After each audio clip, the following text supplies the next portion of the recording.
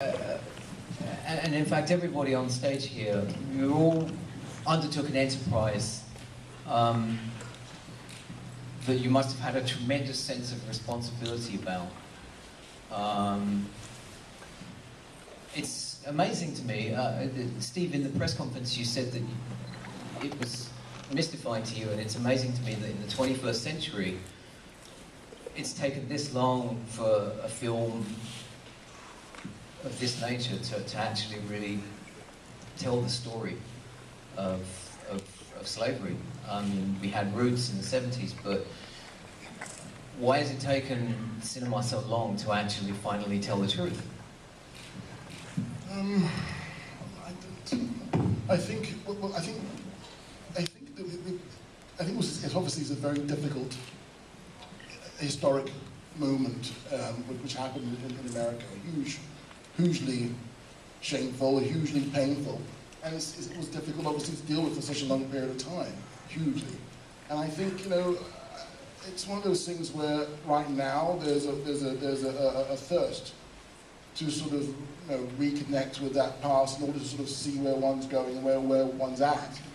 And I've said this before, with the situation with Trayvon Martin, the unfortunate situation with Trayvon Martin, with having the first black president, Barack Obama, the 150th anniversary of the abolition of slavery, 50th anniversary of the March on Washington, the voting right to vote.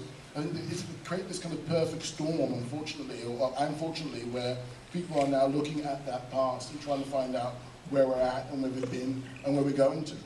So now is the time. Previously, you know, I think it was very, obviously it's very, very difficult, very painful, and I think it was stuck somehow. Not to say that people have not attempted to make films about slavery, absolutely, but for some reason, this one got through. I'm not too sure why. I learned today that you have a personal family tree that you can trace back to through your ancestors to slavery. Oh yeah, on my mother's side, yes, the first person from Ghana, yeah. How long have you had that, and how long has this desire to kind of come to terms with this subject been brewing inside you? I think it's been brewing inside me since I had consciousness in a way, in a strange way. Someone asked me the question the other day, when was the first time you came to understand, or when was the first time you heard about slavery, you know, as a person? And I could never remember. All I could remember was shame and embarrassment as a person, as a child, as a young person. That's the only thing I could think of. And from that moment on, you know, when you discover, you know, certain aspects of your past, that's when things start to that's when you start sort of thinking about things in general. You know, I think you become pretty political or pretty reflective at a very, very early age. And, you know, things like Bobby Sands, which we did with Michael Fassbender, things like that just become very interesting to you, in general, what's going on politically in the world. And therefore, yeah, I'm going back to when I was, 5, 4. Well, that's when things start. That's when things start. When you get an idea of what's going on around you. I apologize. I was planning to ask you a Italian question in a second, but I have one last question for you, and that is, it would have been possible, it would have been very easy perhaps to have made this film with a kind of righteous anger, but that isn't the feeling that I get from the film. That isn't the approach that I feel you took.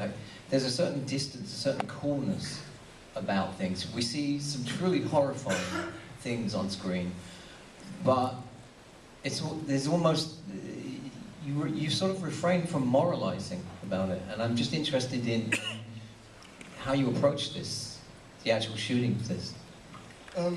Well, it's one of those things where I wanted to tell a certain, I mean, this word truth, I don't know, whatever, let's throw it away for 5 seconds, but I want to understand it. I wanted to sort of engage with it. I could only refer to how I approached it as like, you know, going into someone's apartment blindfolded. And you'll feel, you'll touch, your senses, these things take over from the obvious, because this obviously will make you sort of interpret things in a way which sometimes is a falsehood, because morals come into play. You have to be honest, you have to be brutal, you have to be direct. Otherwise, you know, you're kidding yourself. So I wanted to touch and feel things, see if they were real and how they were. You know, what was the texture? What did it feel like? What was it raining? Well, you know, all these little details, microscopic details, bring you to a situation where you can actually be not afraid and just be direct and, you know. I just think, you know what? I didn't give a fuck. I didn't give a damn.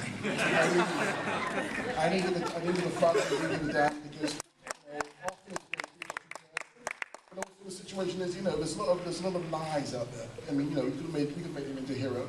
We could have made him do certain things, but no. Solomon Northup was a human being, and he survived an unfortunate situation. And unfortunately, a lot of people didn't survive with that unfortunate situation, so that's the way we had to do it. And I'm going on a bit, but that's how it is. Forgive me. All right.